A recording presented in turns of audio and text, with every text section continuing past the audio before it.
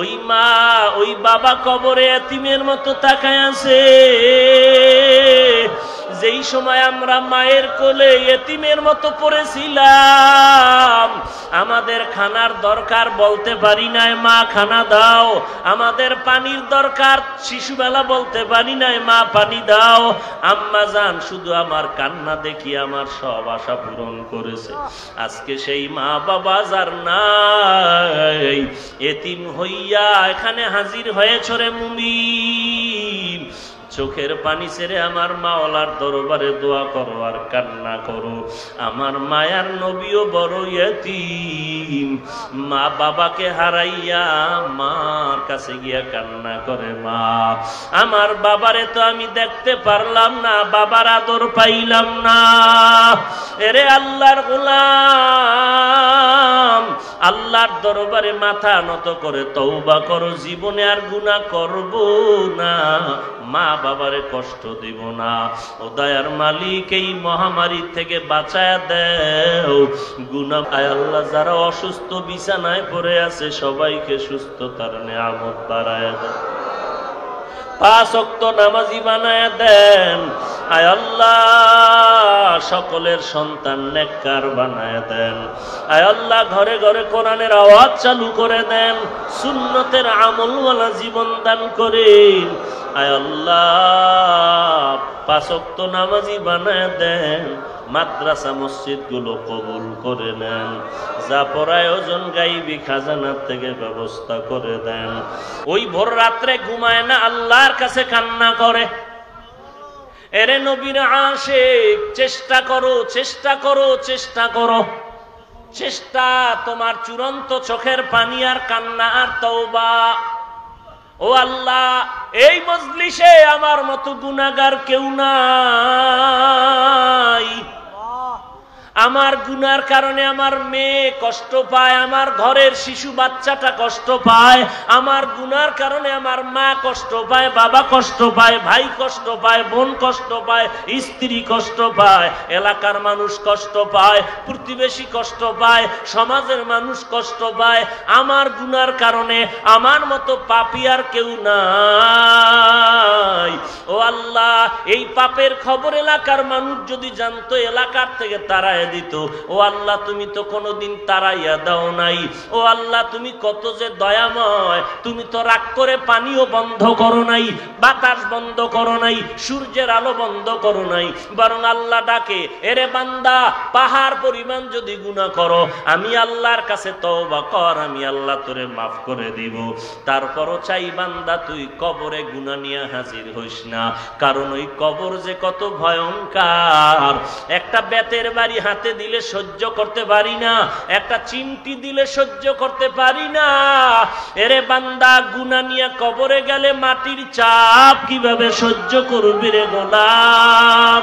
কারণ এক জাররা পরিমাণ গুনাহ নিয়ে যদি কবরে যাও, ওই অন্ধকার কবর হবে কারো জন্য জান্নাতের বাগান, আর কারো জন্য হবে জাহান্নামের টুকরা। ওরে গুনাহ নিয়ে যদি যারা কবরে যাবে, তওবা না করে কবরে যাবে, আল্লাহ বলেন ওই কবরটা হবে বড় ভয়ঙ্কর। ও নবী, গুনাহগার উম্মতেরে জানায় দেন, যারা তওবা না করিয়া কবরে শুইয়া পড়বে, ফেরেশতারা তাদেরকে প্রশ্ন করার জন্য আসবে। 3টা প্রশ্ন করবে, রবের পরিচয় দাও, ধর্মের পরিচয় দাও, রাহমাতুল লিল আলামিনের পরিচয় দাও। যারা আল্লাহর গোলাম, ইসলাম পালন করেছে, নবীর আশিক, তারা জবাব দিয়া বলবে, আমার রব আমার আল্লাহ, আমার দিন ইসলাম, আমার নবী হলো মুহাম্মদ, আখিরি জমানার পয়গম্বর। আর যারা দুনিয়াতে আল্লাহ মানে না, নবী মানে না, ইসলাম মানে না, ওরা কবরে জবাবে বলবে, লা আদ্রি, আমি কিছুই জানি না, কিছুই জানি না। আল্লাহ বলবে, ফেরেশতারা আর দেরি করা যাবে না, এই বান্দারে তো আমি আল্লাহ কম নেয়ামত দান করি নাই। মায়ের মায়ের গর্ভের ভিতরে আমি আল্লাহ পাক নিয়ামত দেওয়া শুরু করলাম। দুনিয়াতে আসার পরে কি খাবে আমি আল্লাহ দুধের ব্যবস্থা করলাম, আমি আল্লাহ হাঁটার ব্যবস্থা করে দিলাম, আমি ফল ফ্রুটের ব্যবস্থা করে দিলাম। আমার বান্দা খাওয়ার পর আলেম ওলামাদের পায়ে ধরে ধরে দাওয়াত দিছে নামাজে আসু। এই বান্দাগুলো নামাজে যায় নাই, কোরআন পড়ে নাই, তওবা করে নাই। আজকে সুযোগ দেওয়া যাবে না। আজ আমার ফাইনাল ওর জিন্দেগির মজাটা ভালো করে বুঝায়া দাও। আল্লাহ অর্ডার করবে, এরে ফেরেশতারা কবরের মধ্যে জাহান্নামের বিছানাটা বিছায়া দাও, জাহান্নামের সাথে একটা দরজা খুলে দাও। এরপরে কবরকে আল্লাহ বলবে, এরে কবরের মাটি দুই পার্শ্ব থেকে চাপ দাও। নবী বলেন চাপের কারণে পাঁজরের হাড়গুলো চুরমার হয়ে যাবে। একটা নয়, দুইটা নয়, 70 থেকে 99টা সাপ কবরে আসবে। আল্লাহ পাক বলেন বান্দা চোখের পানি ছেড়ে তওবা করো, কান্না করো। দুনিয়ার মানুষ যদি কান্না দেখলে দয়া করে, আমি আল্লাহ কেন দয়া করতে পারবো না? তোর মা বাবার থেকে কি আমি আল্লাহর দয়া কম? তোর চোখে কেন কান্না আসবে না? আর আসলে কেন আমি আল্লাহ দয়া করব না? এরে কপাল পোড়া মুমিন, একটু নিজেরে বুঝাও। জীবনে কি অন্যায় করেছো কেউ জানে না, আল্লাহ জানেন, তুমি জানো। কয়দিনের অপরাধ করবা? ওই জাহান্নামের আযাব কি সহ্য করতে পারবা রে মুমিন ভাই? আল্লাহর দরবারে কান্না করো। গুনাহের কারণে দিলটা পাথর, চোখে পানিও নাই। আল্লাহর দরবারে কান্না করো, তওবা করো। হে আল্লাহ, গুনাহ তো করে ফেলেছি, শয়তানের ধোঁকায় দিল শক্ত, চোখে পানি নাই। কান্না ছাড়া জাহান্নামের আগুন ঠান্ডা করা যাবে না। ও দয়ার মালিক, কান্নাওয়ালা চক্ষু দান করে দাও, যেই চোখের পানির দ্বারা আমার জাহান্নামের আগুনটা ঠান্ডা হয়ে যাবে। ও বান্দা, যদি চোখে পানি না আসে, ডানে বামে দেখো কান্নাওয়ালা কোন আশেকের চোখে পানি, ওই কান্নাওয়ালার কাছে হাতটা বাড়াইয়া দোয়া নাও। কারণ কান্নাওয়ালার দোয়া আল্লাহ পাক খালি হাতে কাউকে ফেরত দেয় না। এখানে এমন আল্লাহর বান্দা আছেন অনেকের মা নাই, বাবা নাই। ওই অন্ধকার কবর থেকে মা বাবায় দোয়ার অপেক্ষা আছে। ওরে সন্তান, যেই মা রাতের বেলা মোবাইলে খবর নিত বাবা খানা কখন খেয়েছো, শরীরের হালাতটা কেমন, যেই বাবা মোবাইলে সন্তানের খবর না নিয়ে ঘুমাইতেন না, সারা রাত অপেক্ষায় থাকতেন আমার সন্তান কখন মোবাইল করবে, কখন সন্তানের খবরটা নিতে পারবো। আজকে ওই মা বাবাকে যারা নিজের হাতে মাটি দিয়া কবরে রেখে আজকে এতিমের মতো এখানে বসে আছো রে বাবা, ওই মায়ের জন্য এক ফোঁটা চোখের পানি ছেড়ে দোয়া করো, মুক্ত জীবন দান করো, নেক আমলের তৌফিক দান করো। আয় আল্লাহ, মেহেরবানি করে আমাদের তওবা করার তৌফিক দান করো, আমিন। আলহামদুলিল্লাহি রাব্বিল আলামিন, ওয়াসসালাতু ওয়াসসালামু আলা সাইয়্যিদিল আম্বিয়াই ওয়াল মুরসালিন ওয়া আলা আলিহি ওয়া আসহাবিহি আজমাইন। ইয়া আরহামার রাহিমিন, ইয়া আরহামার রাহিমিন, ইয়া আরহামার রাহিমিন। اللهم إنا نعوذ بك من البرص والجنون والجذام ومن سيء الأسقام. اللهم إنا نعوذ بك من البرص والجنون والجذام ومن سيء الأسقام. اللهم إنا نعوذ بك من البرص والجنون والجذام ومن سيء الأسقام. উদয়ার মালিক, আমরা এতদিন ঘরের দরজা বন্ধ করে ভেতরে আটকানো ছিলাম রে আল্লাহ। আজ আমরা 10 মায়ের 10 সন্তান প্রচন্ড গরমের ভেতরে এই ময়দানে হাজির।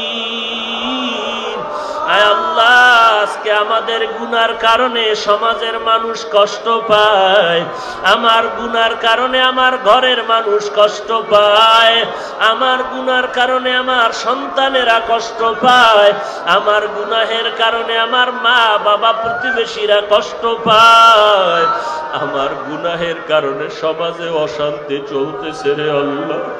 এই ময়দানে আমার মতো জাহান্নামের আসামি আর কেউ নাই। শয়তানের ধোঁকায় পড়ে গুনাহ করেছি, গুনাহের কারণে আমার দিলটা পাথরের মতো শক্ত, চোখেও পানি নাই।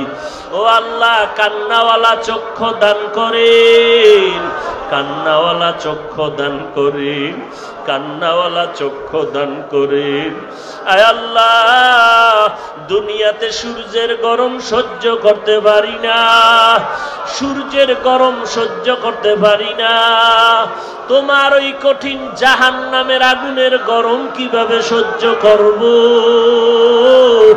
আয় আল্লাহ, একটা বেতের বাড়ি সহ্য করতে পারি না, গুনাহ নিয়ে কবরে যেতে চাই না, ওই কবরে দুই পার্শ্বের মাটির চাপ সহ্য করতে পারবো না রে আল্লাহ। একটা চিমটি সহ্য করতে পারি না, ওই জাহান্নামের সাপের কামড় কেমন করে সহ্য করবো রে আল্লাহ। আয় আল্লাহ, একটু কি মায়া হবে না? আয় আল্লাহ, কুদরতের নজর দিয়া তাকায় দেখেন, দোকানওয়ালার দোকান বন্ধ, চাকরিওয়ালার চাকরি বন্ধ, শিক্ষকতার শিক্ষকতা বন্ধ, সন্তান নিয়ে চোখের পানি ফেলতেছে, কার কাছে হাতটা বিছায় দিবে? ও আল্লাহ, সন্তানের জন্য কারো কাছে যেন হাত বিছাইতে না হয়। আয় আল্লাহ, হালাল রিজিকের দরওয়াজা খুলে দেন। আয় আল্লাহ, বরকতি রিজিকের দরজা খুলে দেন।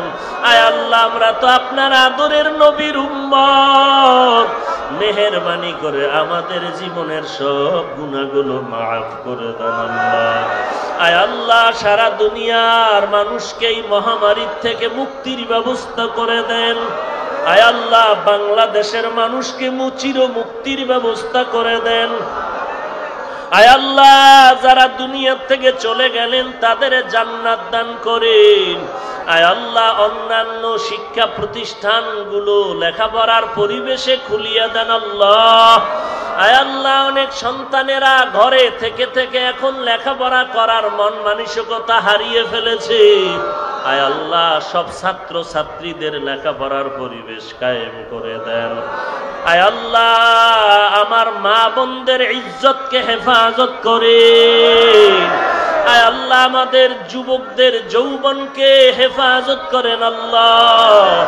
মোবাইলের গুনাহের থেকে হেফাজত করেন আল্লাহ, মোবাইলের গুনাহের থেকে হেফাজত করেন আল্লাহ, মোবাইলের গুনাহের থেকে হেফাজত করেন আল্লাহ। আয় আল্লাহ, কোরআন ও হাদিসের ইলমের নূর সিনায় দান করেন, সারা দুনিয়ায় খেদমতের জন্য কবুল করে নেন।